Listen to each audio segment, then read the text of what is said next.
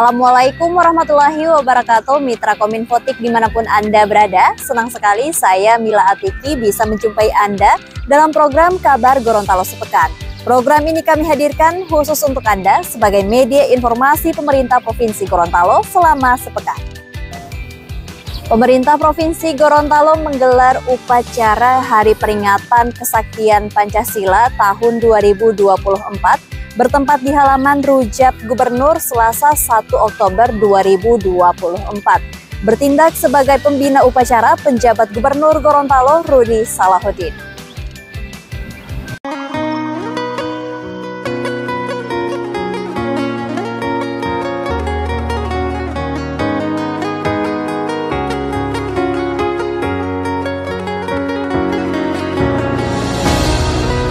Aparatur sipil negara di lingkungan pemerintah Provinsi Gorontalo diminta bebas dari pengaruh dan intervensi semua golongan dan partai politik. Hal ini ditegaskan penjabat Gubernur Rudi Salahuddin pada upacara peringatan Hari Kesaktian Pancasila yang dirangkaikan dengan deklarasi netralitas ASN dalam pelaksanaan Pilkada Serentak 2024. Menurut Rudi, ketika seorang ASN dalam melaksanakan tugas terpengaruh oleh kepentingan politik, maka sudah tentu tidak dapat bekerja secara profesional. Hal ini kemudian akan mengakibatkan terganggunya pelayanan publik dan merugikan masyarakat. Di akhir, Rudi mengingatkan agar seluruh ASN lingkup Pemprov juga dapat bijak dalam menggunakan media sosial selama masa pilkada. Ia juga meminta agar seluruh pimpinan OPD di lingkungan Pemprov Gorontalo untuk menindaklanjuti ikrar netralitas ASN ini. Selain itu, Pemprov Gorontalo juga melaksanakan deklarasi bersama pemberantasan aktivitas keuangan ilegal dan judi online. Deklarasi ini dipimpin langsung oleh PJ Gubernur Rudi Salahuddin dan Kepala Otoritas Jasa Keuangan atau OJK Wilayah Sulawesi Utara, Gorontalo, dan Maluku Utara, Robert HP Sianipar. Deklarasi ini ditandai dengan penandatanganan pernyataan bersama pada Selasa 1 Oktober 2024. Pemerintah Provinsi Gorontalo berkomitmen untuk mendukung upaya pemberantasan ini melalui berbagai kebijakan dan regulasi yang tegas. Kami juga berupaya meningkatkan literasi keuangan masyarakat agar lebih memahami dan mewaspadai jebakan pinjaman online, ilegal, dan investasi bodong serta judi online. Namun demikian, upaya pemberantasan ini tidak mungkin berhasil tanpa partisipasi aktif dari masyarakat. Oleh karena itu, kami mengajak seluruh elemen masyarakat untuk bahu-membahu mengatasi tragedi atau pinjaman online dan judi online ini.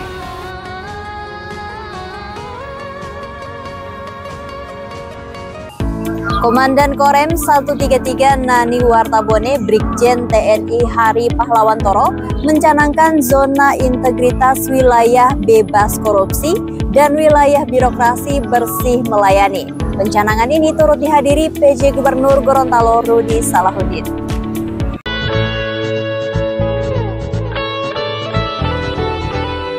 Komandan Korem 133 Nani Wartabone Brigjen TNI Hari Pahlawan Toro mencanangkan zona integritas wilayah bebas dari korupsi atau WBK dan wilayah birokrasi bersih melayani atau WBBM. Pencanangan yang berlangsung di Aula Kusno Danupoyo Markas Korem 133 Nani Wartabone Rabu 2 Oktober 2024 turut dihadiri oleh penjabat Gubernur Gorontalo Rudi Salahuddin. Dan Rem 133 Nani Wartabone dalam sambutannya pada kegiatan itu mengatakan tingginya tuntutan masyarakat terhadap birokrasi yang transparan, akuntabel, bebas korupsi, kolusi, dan nepotisme. Maka reformasi birokrasi menjadi sebuah keniscayaan. Dalam rangka mencapai good government dan good governance, maka dilakukan pembangunan zona integritas di lingkungan TNI Angkatan Darat, termasuk di Korem 133 Nani Wartabone. Menurutnya, keberhasilan pembangunan zona integritas sangat ditentukan oleh kapasitas dan kualitas masing-masing individu dalam melaksanakan setiap tugas. Pencanangan zona integritas ditandai dengan penandatanganan piagam dan fakta integritas. Hadir pada pencanangan itu unsur Forum Koordinasi Pimpinan Daerah Provinsi Gorontalo.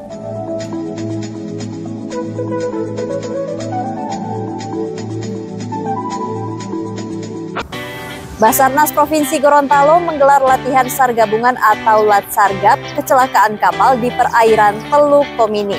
Pelatihan ini dibuka langsung oleh PJ Gubernur Gorontalo Rabu 2 Oktober 2024 bertempat di Aula Rujak Gubernur.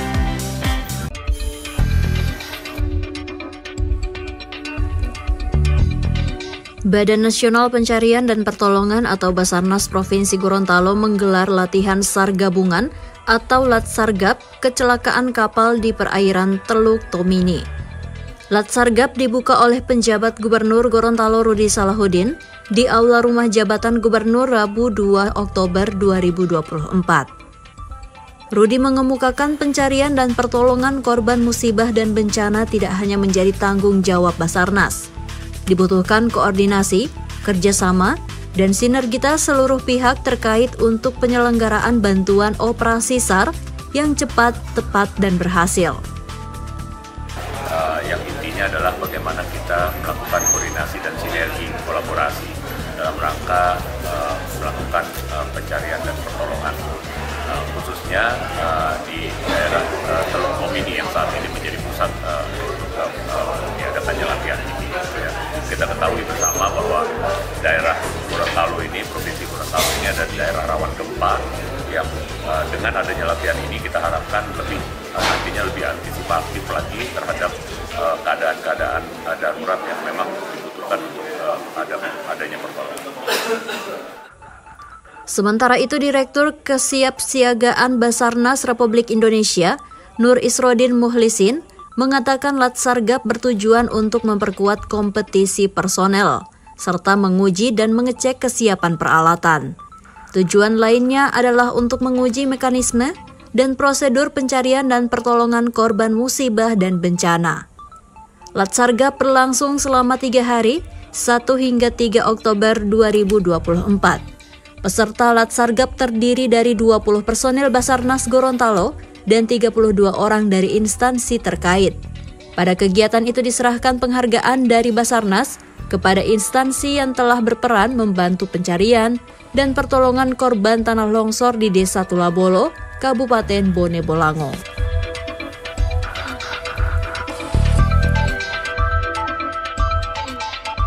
Provinsi Gorontalo mengirimkan 21 atlet disabilitas pada Pekan Paralimpik Nasional atau Peparnas ke-17 tahun 2024 di Solo, Jawa Tengah yang akan berlangsung pada tanggal 6 hingga 13 Oktober. Kontingen dilepas langsung oleh PJ Gubernur Gorontalo bertempat di Aula Rujak Gubernur pada Senin 1 Oktober 2024.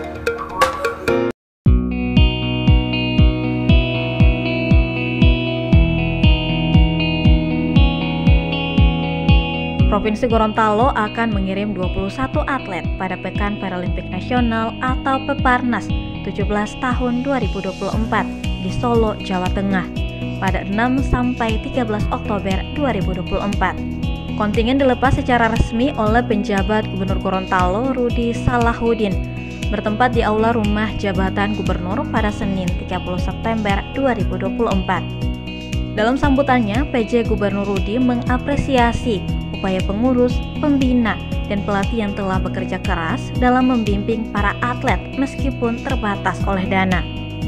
Meskipun demikian, ia berharap para atlet dapat bertanding dengan maksimal dan mendapatkan hasil yang terbaik.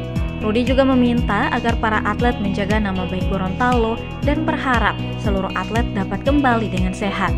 Ia berpesan agar para atlet tidak putus asa dan memiliki semangat juang yang tinggi. Kita disampaikan ketua kontingen bahwa di dalam Peparnas 16 tahun 2021 di Papua, kontingen Gorontalo memperoleh 1 emas, 1 perak, dan 1 perunggu. Dan untuk di Solo nanti ditargetkan 3 emas, 2 perak, 2 perunggu. Saya harapkan ini bisa tercapai. Ya. Kita harus punya semangat juang yang tinggi, ya, seperti atlet-atlet kita pada PON kemarin di Medan dan Aceh. Dalam ajang Peparnas 16 tahun 2021 di Papua, Gorontalo berhasil meraih 1 emas, 1 perak, dan 1 perunggu. Selanjutnya ditargetkan 3 emas, 2 perak, dan 2 perunggu. Cabang olahraga yang akan diikuti terdiri dari para atletik, para catur, bulu tangkis, tenis meja, dan renang. Selain atlet, tim ini juga dilengkapi dengan pelatih, asisten pelatih, dan ofisial. Saya selaku pejabat Gubernur Gorontalo dan atas nama rakyat Provinsi Gorontalo melepas saudara-saudara sekalian kontingen Kota Paralimpik Nasional ke-17 2024 untuk berlaga di Kota Solo, Provinsi Jawa Tengah.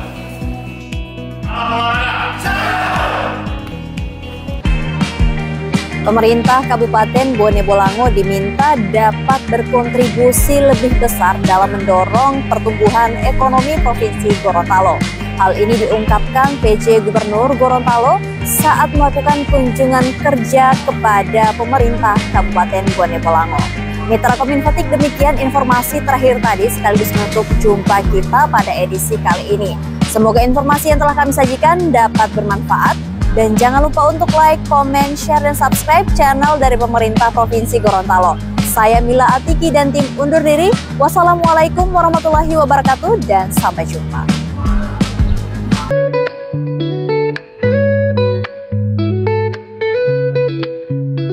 Pemerintah Kabupaten Bone Bolango diminta dapat berkontribusi lebih besar dalam mendorong pertumbuhan ekonomi Provinsi Gorontalo. Hal ini diungkapkan penjabat Gubernur Gorontalo Rudi Salahuddin saat melakukan kunjungan kerja pada pemerintah Kabupaten Bone Bolango bertempat di Aula BPMP Provinsi Gorontalo pada Senin 30 September 2024. PJ Rudi menerangkan Provinsi Gorontalo menghadapi tantangan besar dalam kontribusi ekonomi terhadap Indonesia. Saat ini Gorontalo hanya menyumbang 3,45% dari total ekonomi regional Sulawesi, sehingga menjadikannya provinsi dengan kontribusi terendah. Bone Bolango sebagai daerah penyangga dengan luas daerah dan benefit yang lebih dari keberadaan kota Gorontalo yang luasnya sangat kecil, diharapkan dapat menjadi daerah industri baru. Menurut Rudi, ini menjadi peluang yang harus dimanfaatkan agar memberikan kontribusi yang lebih besar. Kabupaten Bone Bolango ini pertumbuhan ekonominya sudah cukup baik, 4,47% di tahun 2023. Namun ini masih di bawah pertumbuhan ekonomi provinsi bahkan nasional. Bone Bolango sebagai daerah interland atau daerah penyangga dari ibu kota provinsi Gorontalo seharusnya bisa mendapat benefit yang lebih dari keberadaan kota Gorontalo yang luasannya sangat kecil, yang akhirnya pertumbuhan ekonomi itu akan mendorong ke Kabupaten Bone Bolango. Ini yang harus kita ambil peluang ini, sehingga Kabupaten Bone Bolango ini bisa menjadi daerah industri baru, daerah penyangga baru untuk ibu kota provinsi. Diketahui pertumbuhan ekonomi Kabupaten Bone Bolango tahun 2023 sebesar 4,47%, masih berada di bawah angka pertumbuhan ekonomi nasional dan angka pertumbuhan ekonomi provinsi. Kabupaten Bone Bolango juga telah memberikan kontribusi terhadap perekonomian Provinsi Gorontalo sebesar 11,14%. Produk Domestik Regional Bruto atau PDRB Kabupaten Bone Bolango menurut lapangan usaha didominasi oleh sektor perdagangan besar dan eceran dengan kontribusi sebesar 9,72%. Sementara itu pertumbuhan PDRB menurut pengeluaran masih didominasi oleh konsumsi lembaga non-profit yang melayani rumah tangga atau LNPRT dengan kontribusi sebesar 5,4%.